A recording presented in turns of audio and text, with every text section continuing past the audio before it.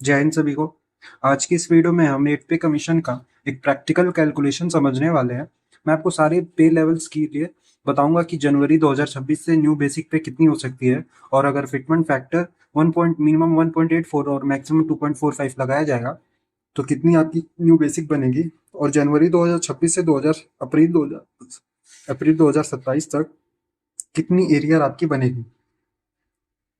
और जितने भी लोग पेंशनर्स हैं, वो लोग जो न्यू बेसिक पे बनेगी उसका हाफ कर दीजिएगा और उसको इंटू 16 कर देंगे तो आपका एरियर बन जाएगा। और जो न्यू बेसिक बनेगी उसका आप हाफ कर देंगे तो आपका वो पेंशन अमाउंट बन जाएगा मंथली। तो चलिए शुरू करते हैं। सबसे पहले मैं कैलकुलेशन के लिए जो बेस चीज़ें यूज़ कर रहा हूँ उसके बारे में बता देता हूँ। तो 7 CPC का मिनिमम बेसिक पे और फिटमेंट फैक्टर मिनिमम मैं 1.84 लूंगा और मैक्सिमम 2.45। और जो एरियर पीरियड रहेगी वो जनवरी 2026 से अप्रैल 2027 तक, जो कि 16 महीने है। क्योंकि लोगों का कहना है कि अप्रैल 2027 के बाद ही 8 पे कमीशन को फुल्ली लागू किया जाएगा, तब तक आपका एरियर ही बनेगा। तो उसमें DADR अभी कुछ इंक्लूड नहीं है। DADR अगर आप मंथली इंक्लूड करेंगे तो और ज़्यादा ही बढ़ेगी। तो फॉर्मूला रहेगा, जो ओल्ड बेसिक है उसमें हम फिटमेंट फैक्टर का मल्टीप्लाई करेंगे और आपकी न्यू बेसिक आएगी। और जो आपका मंथली डिफरेंस आएगा, जैसे कि आपकी अभी पुरानी पेंशन और नई पेंशन के बीच में जितना अमाउंट बचेगा उसमें हम 16 का मल्टीप्लाई करेंगे तो आपका मंथली एरियर आ जाएगा, मतलब टोटल एरियर आ जाएगा 16 महीने का। तो पे लेवल 1 का लेते के चलते हैं, जो कि 18,000 है। तो नई बेसिक पे 1.84 के हिसाब से 33,120 होगी। और जो अगर 2.45 के हिसाब से देखा जाए तो 44,100। मंथली इंक्रीज इसमें 15,120 का होगा मिनिमम, और ज़्यादा से ज़्यादा 26,100। तो आपका जो 16 महीने का एरियर होगा कम से कम 2,41,000 बनेगा और मैक्सिमम 4,17,000। ऐसे ही पे लेवल 2 का आपका जो कम से कम 36,616 रुपये बनेगा और ज़्यादा से ज़्यादा 48,755। मिनिमम एरियर आपको 2,67,000 मिलेगा और ज़्यादा से ज़्यादा 4,61,000। लेवल 3 की बात करें तो 39,928 आपका मिनिमम बनेगा और 53,165 आपका मैक्सिमम। और आपका एरियर की बात करें तो 2,91,648 मिनिमम और मैक्सिमम 5,03,440।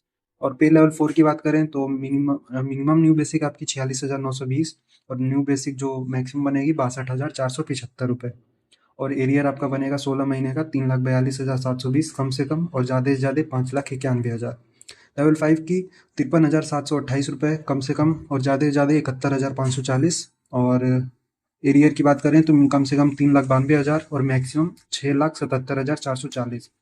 पे लेवल 6 की बात करें तो नई बेसिक पे आपकी 65 कम से कम 65,136 और ज़्यादा से ज़्यादा 86,730। और एरियर आपका कम से कम 4,75,776 और ज़्यादा से ज़्यादा 8,21,280।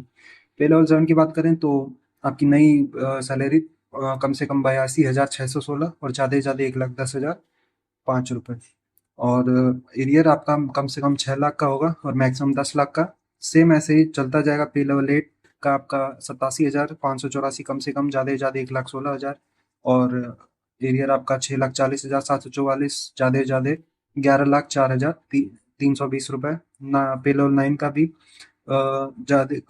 आपकी पे लेवल 9 की नई बेसिक पे आपकी 97,704 कम से कम, ज़्यादा से ज़्यादा 1,30,000। और एरियर आपकी 7,13,600 कम से कम और ज़्यादा से ज़्यादा 12,31,920।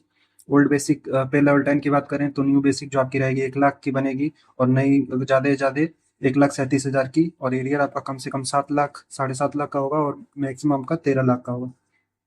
पे लेवल 11 की बात करें तो नई बेसिक पे आपकी 1,24,568 रुपये और ज़्यादा से ज़्यादा 1,65,865 रुपये।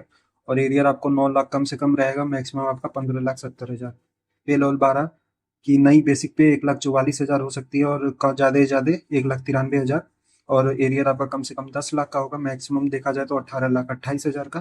पे लेवल 13 का आपका 2,26,504 और कम से कम और ज़्यादा से ज़्यादा 3,01,595 आपका मंथली सैलरी रहेगी। और देखा जाए आपका मिनिमम आपका एरियर तो 16 लाख 16.5 लाख और मैक्सिमम आपका 28,55,000। पे लेवल 13A की बात करें तो नई बेसिक पे आपकी 2,41,224 कम से कम और ज़्यादा से ज़्यादा 3,21,195।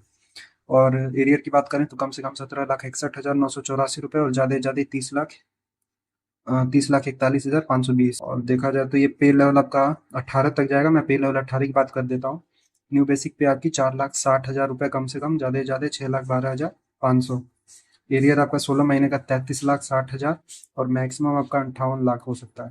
तो इस तरह से अगर 8 पे कमीशन जनवरी 2026 से लागू होता है तो एरियर की रकम काफ़ी बड़ी हो सकती है। और याद रखिए ये सिर्फ कैलकुलेशन बेस्ड एस्टिमेट है, एक्चुअल फिटमेंट फैक्टर और डेट गवर्नमेंट डिसाइड करेगी, लेकिन फिटमेंट फैक्टर इसी के बीच में रहेगा, इससे ज़्यादा ना होगा ना ही कम होगा।